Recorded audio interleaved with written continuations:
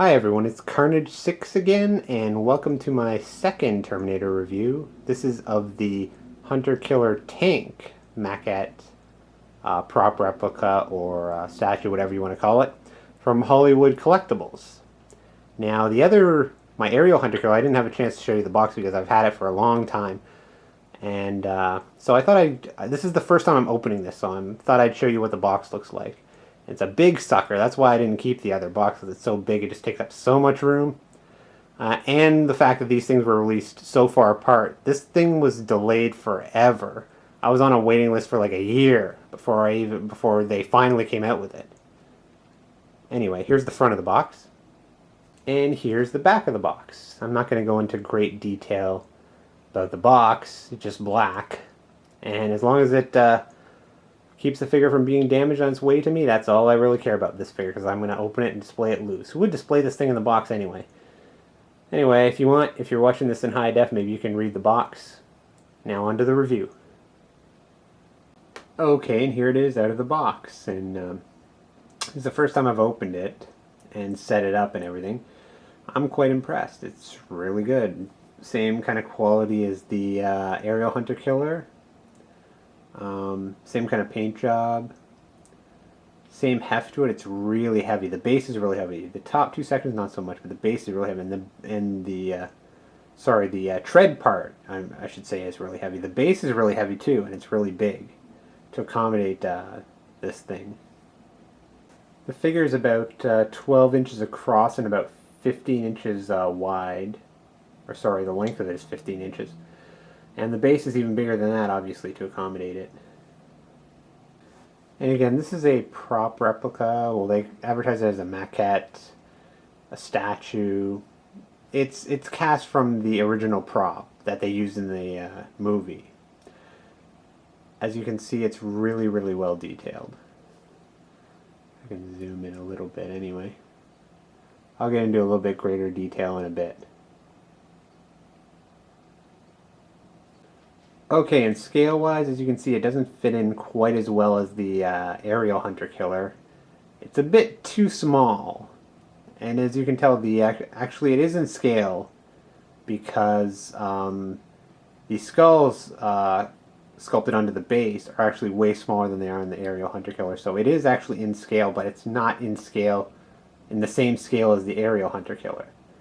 That could cause a problem. I mean, it still looks good to me, but it could cause a problem if you wanted everything accurate. As you can see, I'll zoom in a bit, the endoskeleton looks a bit big compared to the tank. And again, this is an Aoshima Terminator endoskeleton, but it is the same scale as the NECA and the McFarlane ones. I'm just giving you an idea how they look together in case you wanted to display them together. Still looks good, but not accurate. And as you can see, this one also features the working lights, just like the Aerial Hunter Killer. When I first placed my pre-order for this, I was sure that it said it had lights and sound, but this only has lights as far as I can tell. If it has sound, I haven't been able to find it yet. Anyway, it's pretty good. I mean, at least you're getting something for your money. Something a little bit extra. And this actually does have a little bit more going for it than the Aerial Hunter Killer, which I'll get to in a minute. Okay, I just noticed I'm an idiot, and I had his head turned around the wrong way. Now it's the correct way. Here it is. And here it is with the lights on.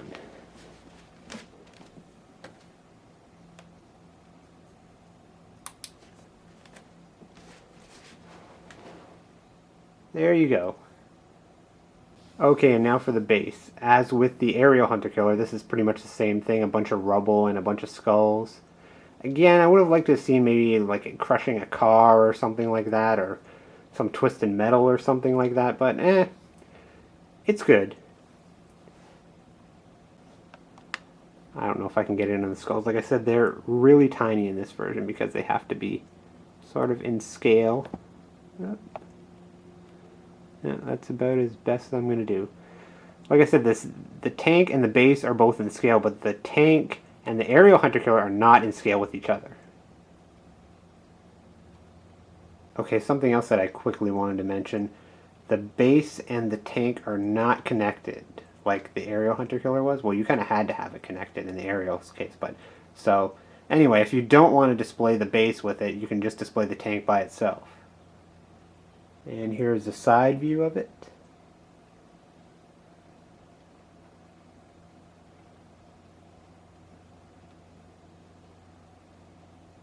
And here's the rear view of it.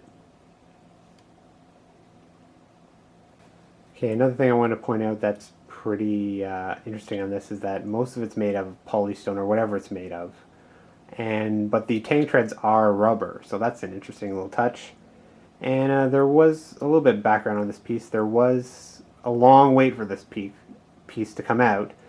So in between the aerial Hunter Killer hitting and this one hitting, I mean, this thing just kept on getting delayed. They put out a smaller version of this tank Hunter Killer, and needless to say, it turned out extremely awful. All the guns were bent, and the treads didn't even look like treads. Anyway, it made a lot of us who pre-ordered this bigger version really nervous, and thankfully the finished product looks nothing like that. It looks amazing. So if you were wondering about that, all the quality issues have been fixed. Okay, now I know what you're saying. Why did I say this one was a little bit better value than the aerial Hunter Killer? Well, the main reason is because it's not really just a statue. It's kind of like an action figure. It has articulation coming out everywhere. And I'll show you. First off, the head turns 360. The body turns 360. And each turret turns, well, yep, turns 360. And also pivots. As you can tell, this greatly increases your posing options and puts it way above the aerial Hunter Killer, which just had a posable gun. This is pretty awesome. This is like you're getting an action figure, and this is kind of what I wanted in this toy, or I should say statue. As you can see, you can pose this thing any way you want. It's just the articulation is amazing. You definitely get your money's worth.